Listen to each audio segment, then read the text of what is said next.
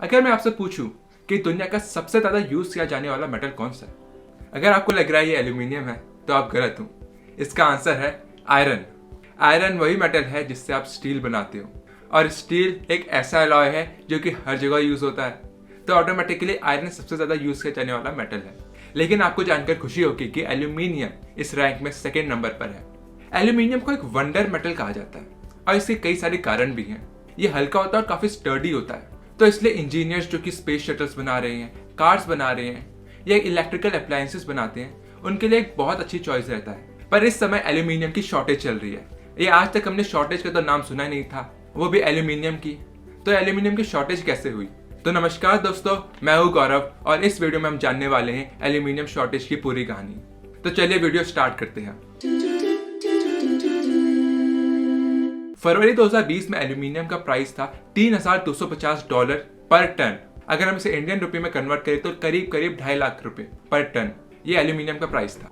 और ये एक्सपेक्ट किया जा रहा है कि इसका प्राइस $4,000 के करीब पहुंच जाएगा, यानी लगभग 3 लाख रुपए के करीब। इसका रीजन है कि ग्लोबल डिमांड एल्यूमिनियम की काफी बढ़ गई है, लेकिन उस डिमांड को फुलफिल करने के लिए सप्लाई इतनी स्ट्रांग नहीं है। मॉर्गन स्टैनली ने रिसेंटली अपनी एक रिपोर्ट पब्लिश करी थी और उसमें उसने ये कहा कि इस साल हमें 1 मिलियन टन एल्यूमिनियम का डिफिसिट होगा, यानी हमें 1 मिलियन टन एल्यूमिनियम कम मिलेगा। और इस पूरी समस्या का कारण है कोविड-19। अब हुआ ये कि काफी सारे देशों में लॉकडाउन लग गए थे। अब जब लॉकडाउन लगे तो एल्यूमिनियम की डिमांड अपने आप कम हो गई। अब जब एल्यूमिनियम की डिमांड कम हुई तो काफी सारी फैक्ट्रीज ने अपना प्रोडक्शन कम कर दिया, और काफी सारे देशों में जो कि लॉकडाउन लग चुके थे तो उस वजह से उनकी फैक्ट्रियां भी बंद थी, तो एल्यूमिनियम का प्रोडक्शन ऑटोमेटिकली कम हो गया। पर अब जैसे जैसे लॉकडाउन हटते गए तो एल्यूमिनियम की डिमांड अपने आप बढ़ गई, लेकिन उस डिमांड को फुलफिल करने के लिए सप्लाई इतनी स्ट्रांग नहीं है, जिसकी वजह से अभी हमें एल्यूमिनियम की शॉर्टेज देखने को मिल रही है। लेकिन ये समस्या सिर्फ कोविड-19 तक ही सीमित नहीं रहती। ये समस्या और भी बढ़ जाती है क्योंकि चाइना में कोल की शॉर्टेज हो गई। लेकिन अब आप सोच रहे होंगे कि कोल की शॉर्टेज से एल्यूमिनियम के प्रोडक्शन में क्या फर्क पड़ता है, और चाइना में ये कोल की शॉर्टेज हुई है ना, तो इससे पूरे वर्ल्ड की सप्लाई कैसे अफेक्ट हो गई होगी। तो चलिए ये भी जानते हैं। तो पहले दूसरे सवाल के जवाब दे देता हूँ। चाइना विश्व का 50% से ज्यादा एल्यूमिनियम बनाता है, और चाइना में जो भी सारी फैक्ट्रीज एल्यूमिनियम बनाती हैं वो उसमें कोल यूज करती हैं। और पिछले कुछ समय में चाइना में फ्लड हुए थे, जिसकी वजह से चाइना में जो प्रोडक्शन था कोल का वो उस लेवल का नहीं हो पाया जिस लेवल का वो होता था। अब इसकी वजह से चाइना को पावर की रेशनिंग करनी पड़ी। अब ये रेशनिंग राशनिंग क्या है इसका मतलब? तो इसे आप इस चीज से समझिए कि अगर कोई चीज की देश में कमी है तो आपकी प्रेफरेंस ये होगी कि आप उस चीज को उन लोगों को दे या उन सेक्टर्स में दे जहाँ पे उसकी सच में ज्यादा जरूरत है। और यही चीज कोल के केस में भी हुई। चाइना की सरकार को लगा कि एल्यूमिनियम मैन्युफैक्चरिंग इतनी इंपॉर्टेंट नहीं है, तो इसलिए यहाँ पे कोल की सप्लाई कंपैरेटिवली कम हुई। इस पूरे घटनाक्रम की वजह से चाइना के मेटल मैन्युफैक्चरर्स को अपना मेटल प्रोडक्शन, खासकर एल्यूमिनियम प्रोडक्शन को कम करना पड़ा। अब आपको खास बात यह बताता हूँ कि चाइना का टारगेट है कि वो 2060 तक कार्बन न्यूट्रल हो जाए, यानी जितना वो कार्बन डाइऑक्साइड प्रोड्यूस करता है उतना ही वो कार्बन डाइऑक्साइड सोख ले। लेकिन आपको जानकर हैरानी होगी कि 80% एल्यूमिनियम मैन्युफैक्चरिंग चाइना में कोल वाली होती है, और चाइना कार्बन न्यूट्रल बनने की वजह से काफी सारे एल्यूमिनियम प्लांट्स को बंद कर रहा है क्योंकि वो कोल एक्टिवली यूज कर रहे हैं। और वहीं यूरोप, जो कि विश्व का 7% के करीब एल्यूमिनियम बनाता है, उसको एक अजीब सी प्रॉब्लम फेस करनी पड़ रही है।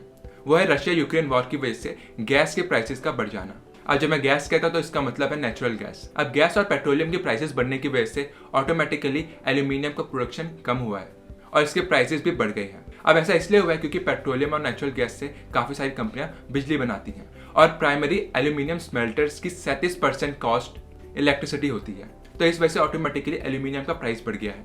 यूरोप में जो बिजली के दाम है वो वर्ल्ड वाइड कंपेरिजन करे तो काफी ज्यादा है। एल्कोवा, जो कि एक एल्यूमिनियम मैन्युफैक्चरर है, उसने 2 साल के लिए अपना स्पेन में प्रोडक्शन रोक दिया है। वहीं स्लोवाल्को नाम की कंपनी ने अपना प्रोडक्शन 60% तक ही कर दिया है। और फिर बात आती है रशिया की। रशिया विश्व का 5.6% एल्यूमिनियम बनाता है। अब चूंकि रशिया पर लग चुके हैं सैंक्शंस, इस वजह से एल्यूमिनियम की सप्लाई भी काफी हद तक अफेक्ट हुई है।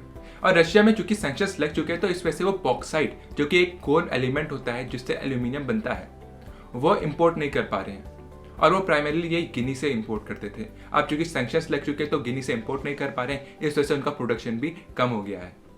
लेकिन इस पूरी कहानी में हमारा भारत का क्या रोल है? अब आपको जानकर हैरानी होगी कि भारत विश्व का 2nd लार्जेस्ट प्रोड्यूसर है एल्यूमिनियम का, और मोस्टली ये हम खुद ही यूज कर लेते हैं।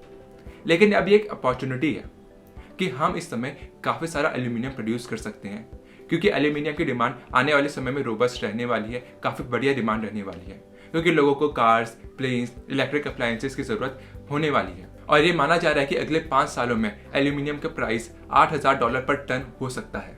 तो इसलिए भारत के पास एक इंपॉर्टेंट अपॉर्चुनिटी है कि हम इस समय अपना प्रोडक्शन रैंप अप करें और एक टॉप एल्यूमिनियम एक्सपोर्टर के रूप में उभरे।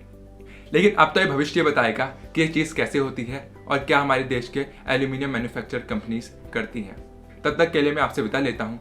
अगर आपको वीडियो पसंद आई हो तो वीडियो को लाइक और चैनल को सब्सक्राइब अवश्य करें। धन्यवाद।